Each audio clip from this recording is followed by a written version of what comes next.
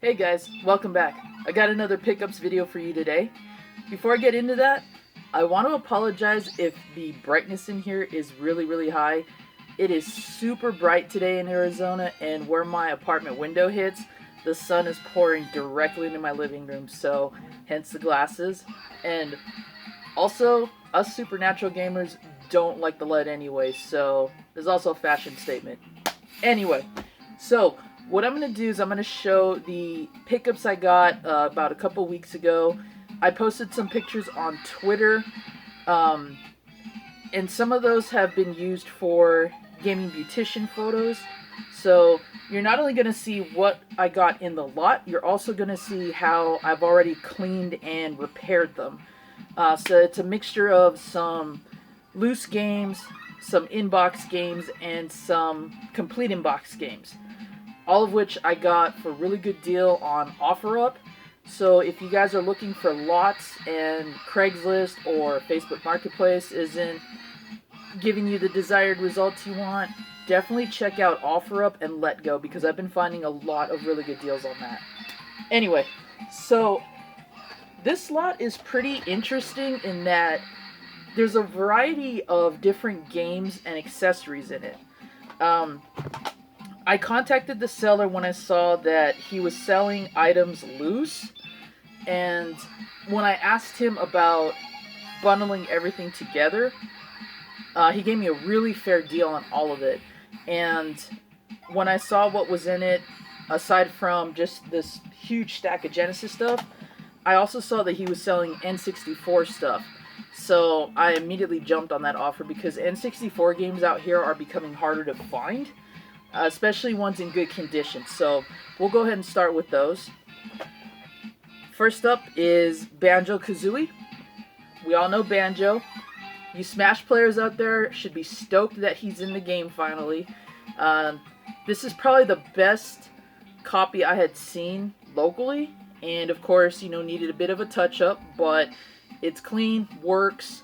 For the price that I was going to pay for just this, that was half the price of this whole lot. So if that's any indication of a good deal that I got, definitely hope that it inspires you guys to check out places outside of Facebook Marketplace and retailers. So let's go to the next game. Bomberman Hero. I posted a picture of this along with the rest of the N64 games on my Twitter. It had a label on it. It also had a Blockbuster video sticker on it, and I'm a sucker for keeping those on there. So what I did was I removed the label that was blocking this one and kept the Blockbuster sticker on there. I did make some small cuts along the seam there so that I could actually pry open the cart, but I left everything else intact because most of my N64 games were Blockbuster rentals. So I figured keep the tradition going. Plus, I didn't have it, and it actually works, so another piece of the collection that I needed. Next we have FIFA 99 and Mike Piazza's Strike Zone. I'm not a fan of sports games much, and that's the irony of this lot, because most of the games here are sports games. In fact, one of my childhood best friends told me when I posted pictures of it, he says, "What's with you and all those sports games? Since when do you play sports games?" And I told him, I played sports games that were gimmicky. I love Base Wars, Super Baseball 2020, games like that. Serious sports games I'm not too big a fan of, just because I never really was, even when I played sports. If you can believe that. So I picked these up. Again, they were part of the lot. And for the price that I paid for everything, I figured why not? I don't have them. I definitely am going to look for complete in box copies, because that's what I like to collect. But I haven't seen these out here, so I thought that was a good find. Alright, so let's jump to the loose Sega Genesis cards first, because there's a ton of these things. And again, it's the same thing. Some of these I've already taken the privilege of cleaning and testing, so some of these will be going to some of my subscribers and also people who are offering either trades or just straight up want to purchase these from me. So if you're interested in anything, let me know in the comments or message me on Twitter, and I'll let you know what's available and what's not. So one of the other pieces of this lot that I was really eyeing was a copy of Batman, and I believe this is, yeah, Revenge of the Joker. It's Return of the Joker on NES for some reason, but it's Revenge of the Joker on Genesis. I have this, so this is actually going to another collector. What really upset me about this, though, is in the picture, I couldn't see this, but you can see faint lettering on the label. And the label is kind of warped. It looks like it was either in some type of heat, because it doesn't look like water damage. But I still got a good deal on this, like I said. So for a game that's pretty pricey loose, I mean, I can't argue with it. It works, it's fine, and it's the only other copy that I have seen in the wild for a very long time. So that's a definite plus.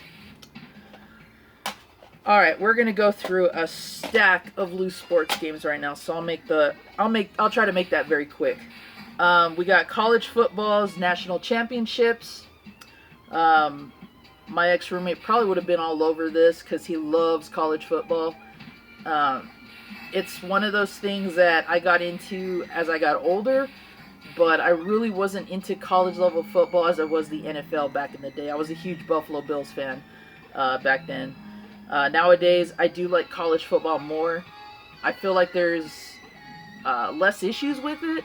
Plus, there's a lot of really good teams at the collegiate level. But as for the game, it's kind of slow, kind of clunky. I don't really like the mechanics. But I needed it, so there you go.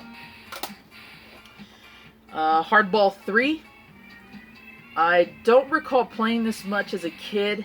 I've seen it complete in box, which I'm probably going to pick up. So this one for sure will probably end up on the sales trade board, whatever you want to call it. But overall it works, clean, no issues. I just prefer the completed box copy, and I know a place that actually has it. Jam It. This is if you take NBA Jam and you take away all the licensed teams, players, and you put it on an old-fashioned basketball playground court, whatever you want to call it. It's got the same mechanics as NBA Jam and Arch Rivals, where you can hit your opponent, you can charge them and whatnot. They do call official fouls in this, which takes it out of that fantasy element, I think, a bit. It's not too bad, but I feel like if they had tweaked it a bit more, it probably could have been just as good as NBA Jam. Alright, I'm going to pass one title over right now, and I'm going to introduce these three at the same time. We've got Madden 95, which I do believe I have already somewhere. Madden 95, Madden 96, and Mutant League Hockey. I saw this in the picture and I was like, I have to get an extra copy of this. I have this complete in box. It's a pricey title on its own, and I'm a fan of the Mutant League series, not only just the games and the cartoon. I used to watch the cartoon on Saturday mornings all the time. I loved the violence in it, the sort of CG animation they gave it whenever a character lost his head or his tail or anything like that. Last time I checked, the episodes are on YouTube still, so if you want to see the cartoon, definitely recommend it. The reason why I grouped these together is because Mutant League Hockey, and especially Mutant League Football, they used the same engine as the Madden games and the NHL games. I'm trying to remember if it was Madden 95 or Madden 96 specifically, but they all shared the same engines, and I thought that was pretty cool, because all they did was they tweaked some sprites, they added the goofy animations and the goofy mechanics and made it Mutant League, which definitely appeals to me. But I know a lot of people back in the day who had Genesis, they used to love the Madden games a lot. So this is a bit of nostalgia. I do have some of these already, so again, these may end up on the trade board. But I have to double check that because I have so many Madden games, I don't remember which exact years I have. Alright, so next is Mighty Morphin Power Rangers for the Genesis. I was a huge Power Ranger fan back in the day. I used to watch the show. I collected the toys. I still have some of my original toys, and I have some of the legacy toys as well. This was a game that, like Mortal Kombat and a few others, where if it was on both systems, you had to figure out which one you wanted specifically if you couldn't have them both. And the only reason I contemplated getting this one over the Super Nintendo game is because it has the Green Ranger, who is my favorite and has been my favorite since he debuted in the show. This is a your basic fighting game. You play as a ranger, and then when you defeat the monster of the week, you go into your Megazord and you do combat that way. Whereas the Super Nintendo game was a side-scroller, and towards the end of the game you get the Megazord combat sequences. It's still a pretty good game. I think the controls could have been a bit better for a fighter, but it's not the worst. And they got better as more games came out. I think Power Rangers the movie was a bit better than this, but for it laying the foundation, it's still a good game and it's still pretty cheap. So definitely recommend it if you're a Power Ranger fan or if you never played it. Alright, so we got some more sports titles here. NHL 95 and NHL 98. I was addicted to NHL 95 when this came out because at that time I was still into hockey, and my uncle had actually gotten this game with his Sega Genesis 2. I had the Super, he had the Sega Genesis 2. And he was really into hockey as well. And we used to play the hell out of this on Saturdays. Usually before we went comic book hunting and video game hunting. That used to be our weekly tradition on Saturdays. That and looking for anime back when it was on VHS. And back when it was called Japanimation, if you can believe that. So, it's a pretty good sports game. I think it's the best in the whole NHL 16-bit library. It's got some really good music. The mechanics are pretty solid. I actually like this one more than the Super Nintendo version. As for NHL 98, about that time is when I started phasing out of NHL games. It's not too bad, but 95 is always going to be the best for me. And I actually have my original copy, so if you want this, this will be on the trade board as well. Alright, we got Paperboy 2. And I actually like this version over the NES Paperboy 2. I think the control was a bit better on this. This actually adds the element of angled roads, so you don't just go straight across in like you do in the NES game.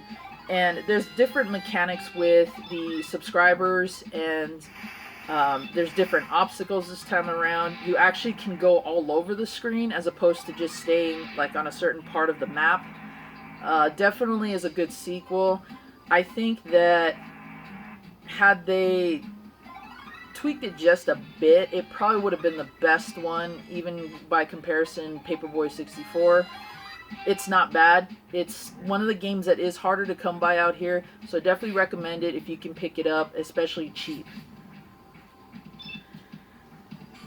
Next we have probably one of the most underrated fighters ever. And I know some of you are probably going to be like, oh my god, you like that game? Or how can you play that game? Primal Rage. I love this game. I have almost every port of it aside from the 32X version, and I believe there's a Commodore and Amiga port, something like that. And I had a Game Boy port as well, but I don't know what happened to it. I actually have my original box copy that I got at Circuit City when that store was still around, and back when they were selling Super Nintendo games. I played the heck out of this in my local arcade. I don't know. I love the fact that they're dinosaurs. They represent like ancient gods. It just has a good story to me, and it was done by some of the team that did Mortal Kombat Midway. Do I think it could have been better? Absolutely. I think the control scheme is usually what deters people away from it, because unlike most fighting games where you do the motion and then a kick or a punch or all three, you actually hold down the punch and kick buttons and then you do the motions. So unique as that may have been, I don't think that was really good enough for people to be drawn to the fighting game itself, the fighting game mechanics, that is. And I think that's kind of what hurt it from being a really good fighter, because that tends to be the number one complaint that I hear from people. But the story is awesome, and it must have been a top seller because there was also action figures. I had those as a kid, so did my brother. I don't know where they are. I definitely need to get another set of those because those are really cool to display. And it has some of the most unique fatalities that I've seen in a fighting game. Blizzard, for example, is the giant ape on the cover. He's supposed to be like the pacifistic deity in the game, but when he fights with ice moves like Sub-Zero, and he has probably one of my favorite fatalities in the game where he punches you into the ground about 2 or 3 times, and then you just see his fist go right through your head and your brain actually shoots out the back. When I saw that, I was just blown away by that as a kid. I don't know why. This definitely came out around the Jurassic Park popularity time, so I'm guessing that had something to do with it. But the characters are all unique. The other one that I like is Chaos, the other ape who farts, vomits. He pees on you as a fatality, but that's only in this game. It's not in the Super Nintendo one. In fact, if you try it on the Super Nintendo one, you get a censor sign, and he gets frustrated. His avatar gets mad and throws a fit. Not a bad game. If you didn't like it back then, give it a try again. Remember the different play mechanics and see if it actually grows on you, because I stand by this game and I hope that they come out with a new one, and I definitely hope that they port over Primal Rage 2, which was very limited in the arcades, and I know there's a ROM out there, but I would love to own a physical copy of that. Alright. So the last 3 loose titles we got: Soldiers of Fortune. This is kind of like if you combined the Jurassic Park game from Super Nintendo with that top-down view and you added some Contra elements to it. I don't exactly know what the overall storyline was with this game. It's kind of confusing, but you pick from 3 different kind of mercenaries and you get different missions. I don't have it for the collection. I don't remember playing this a lot as a kid, even though I saw it advertised a lot. Not a top 10, but not bad either. Alright, we got World Baseball 95, again another sports game that I'll probably never touch, and Sonic & Knuckles. This was probably the most ingenious device that Sega had created back in the day. That same friend that gave me some crap about having all these sports games also had this as a kid. He was the Sega guy, I was the Super guy. And we played so much Sonic & Knuckles. We played the game itself, we played Sonic 2, Sonic 3. We tried to go through every possible combination to see if there was anything we could unlock. And I remember just being blown away by the fact that you had the lock-on chip technology. At one point I had this boxed. I don't know what happened to it. So this may or may not end up on the trades list. I'll let you guys know if you're interested whether or not I'm going to do so. But again, this is a game that's going up in price, and just having it again is pretty awesome. Definitely recommend playing Knuckles because he's better than Sonic. Alright, so let's go to the box games real quick because this video is going on long enough. Alright, so again, we got some sports titles that I probably won't play. Bulls versus Lakers, NBA playoff. Again, this is just the cart and the box. The box I've had to do some kind of work on, but nothing too bad. Nothing, you know, to demotivate anyone from buying it. But again, it's just a sports game. I'm not a big fan. Combat cars.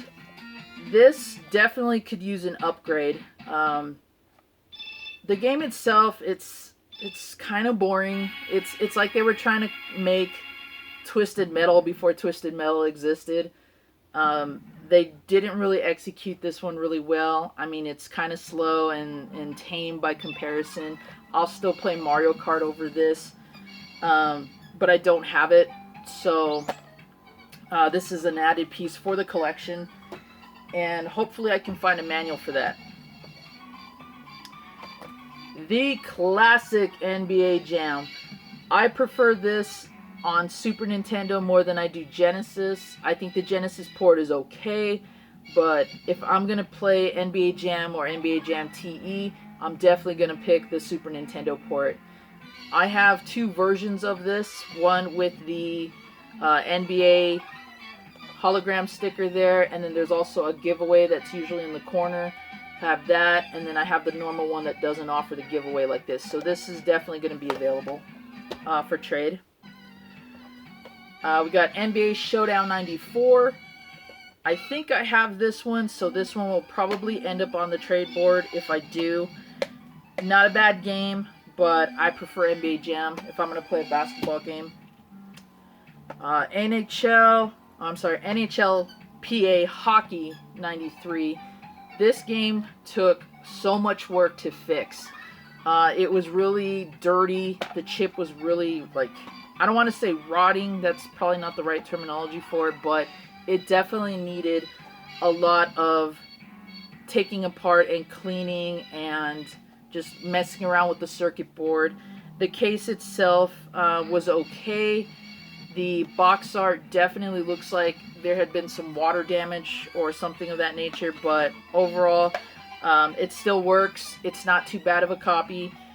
This may end up on the trade board too. I'm not sure yet. I'll have to look at which hockey games I have again, but keep your eyes open if you are interested in that. Pit Fighter. I actually prefer the Genesis port over the Super Nintendo port, and the reason is the mechanics in this version are a lot easier. You can pull off moves definitely quicker and easier on this version than you can on the Super Nintendo, and I think the Super Nintendo's hit detection is off. I used to play this a bit in the arcade, not as much because I was definitely more of a Street Fighter fan. I don't know where that "fan" came from. I played that and Mortal Kombat more than I did Pit Fighter, even though Pit Fighter was done by the same guys who did Mortal Kombat later. The ports are not that great, but if I'm going to pick one, I would definitely pick the Genesis one just because it's a lot easier to just pick up and play. Alright, I'm going to save one game for last because I got a story attached to that. Let's jump into the complete in box stuff. Alright, first off, we got Jungle Strike. This is a toss-up between do I play the Super Nintendo or the Genesis versions more. I'm kind of drawn on both. I was more of a Super Nintendo guy growing up, so I did play them on Genesis as a kid. I don't have any of the Strike games because I unfortunately had to sell them back then. So it's cool to have this one back, and also a buddy of mine is really into these. So once I tell him I have it, I'm sure he's going to want to come over and play the hell out of it. Not a bad game. I do like Choplifter and Super Thunderblade just a bit more. But I like the fact that this was a very explorative game and you actually had better missions and whatnot. Very tactical, so it's a definite good. I'll stand by this one. Alright, next we got NBA Live 95. Again, another sports title that I'm probably not going to play. Just None of them compare to NBA Jam. What can I tell you? Clean copy. I don't think I have this one. So, going in the collection. Alright, so next up we got Street Fighter 2 Championship Edition. The downside to this one, obviously, is damaged case and no original box art. I think that's a bummer. But the game still works. It's actually one of the better looking copies of Street Fighter 2 I've seen in the wild. Plus, I don't know if you can see that really well. I've beautified the heck out of this. Look at that shine right there. And it actually works well. There's no issues with it. The chip is a lot better than when I got it. I just wish that it had the original box art in a much better case. At least the box art, because I can get a case and just put that in there, no problem. Alright. Next up we got Super Street Fighter 2. I don't have this one, so this is a definite plus. I don't see it complete in box often as well out here. The box art could use a bit of a fix, but I think I can iron that out, and I think I'm going to try to work with that and see if I can get this better looking, because I don't know if you can see it, but there's indents, and that tells me water damage. So I'm hopeful I can fix that. If not, I still need this for collection anyway, so this is a definite win. But I'll definitely pick the Super Nintendo version over that one. Alright, next up we got Streets of Rage 3. This is a good...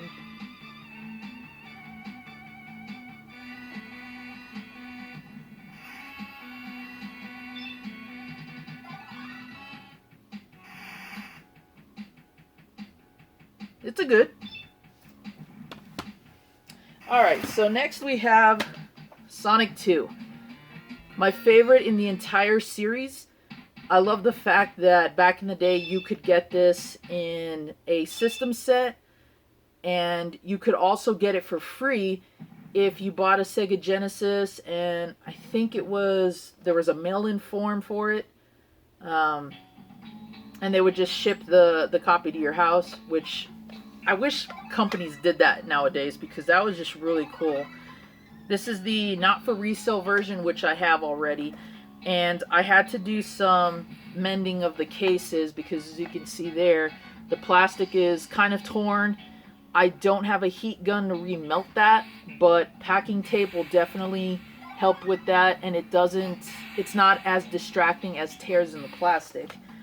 The game works fine. The downside, of course, from the case is the torn box art, but for a cheap copy of Sonic 2, can't go wrong. The game is the best part after all, and this one will definitely be up for trades as well. Next we have this AC-ware, or AC-ware, I think it's AC-ware, 3-button Genesis controller. It actually works. It does need to be cleaned though.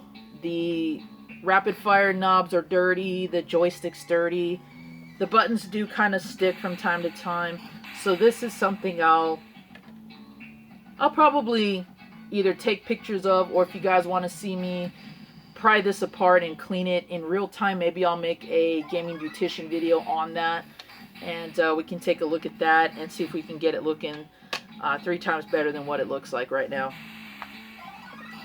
So the game that I'm saving for last, and this is the game that has a story attached to it, is NFL Football 94 starring Joe Montana. What is unique about this game? Okay, so when I was in, I want to say 6th grade, I found this game in an alley when I was walking home. It was just lying there, just plain as day. Looks like it'd been there maybe a day or 2 or so. It definitely needed to be cleaned, and I didn't know who it belonged to. It was just there. I guess either somebody got in trouble and had their game put out there and maybe forgotten about, or maybe somebody who bought it just didn't like it and threw it away. So we're walking home. I come across this. I pick it up, test it, clean it, what have you. Works. Still wasn't into sports at that time, at least sports games. So I took it to a local store and I traded it in. Got a couple bucks credit for that. And that was the last of it. Sometime later, I found another copy. Another loose copy. And I did the same thing. I'm like, why am I finding this game again? I got rid of it. Cleaned it up, traded it in, got credit, so on and so forth. About a couple months later, same thing. Came across another loose one in the wild, and I'm like, why won't this game go away? So I picked it up, cleaned it, tested it, traded it in.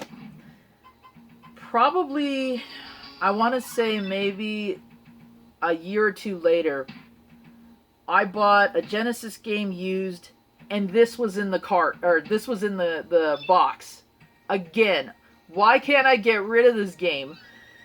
And I took it back and I said, yo, I think somebody put the wrong card in this. Because at where I bought it from, they would tape their games and you couldn't open it. The box art, there was no box art, so I really couldn't tell what it was. It was just cheap. So I figured, okay, I'll try my luck at a blind bag kind of purchase. And it ended up being this game.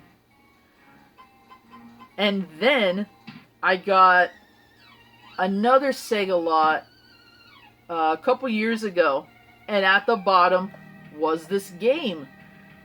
And to this day, I still can't get rid of it. And here I am now with this new lot. I mean, the cart looks great. There's no manual. Box is in great shape.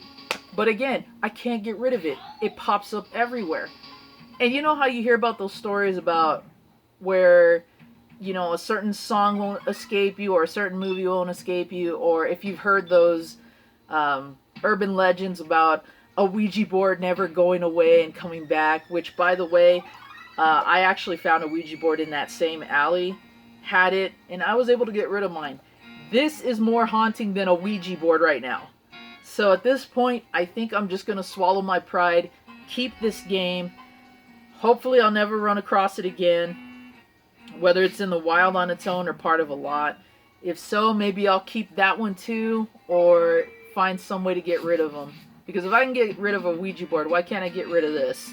So, and it's not a bad game, but again, I don't play sports games. And if I do, I'd rather play Mutant League or Super Baseball or Base Wars. So this is just purely for collection, and hopefully that'll be the end of that. Alright, so thanks again you guys for watching. This is a retrospective look at a lot that I picked up some time ago. If you follow me on Twitter, you probably would have seen some of the pictures of what some of these games looked like and how they look now when I beautify them. So thanks again for watching. If you like what you see, go ahead and comment, like, share, and subscribe. Follow me on YouTube at ZombieJLT1. You can also find me on Twitter using ZombieJLT1, or you can find me using my handle there, which is ResWolfJT. I go by two different alter egos on Twitter and Facebook, or not Facebook, sorry, YouTube. So definitely find me there. Again, like, share, and subscribe. Comment down below if any of these are your childhood favorites, or if you have any haunting stories with a game that you want to share. If you've ever been in Redneck Gamer's stream, he often talks about his haunted Mortal Kombat 2 cart. So I'm sure we all have stories like that out there, and I'd love to hear them because that's what I'm into. And again, be sure to look for future pickup videos. If you guys still want to see me do a gaming beautician video, I'll gladly do that if you guys are really wanting to see that. And while I'm at... Oh yeah, I forgot. I definitely need to find a bigger case for my Super Nintendo games. Why is that? Well, I guess you'll have to see in the next pickup video. Alright guys, thanks again for watching, and I'll catch y'all later.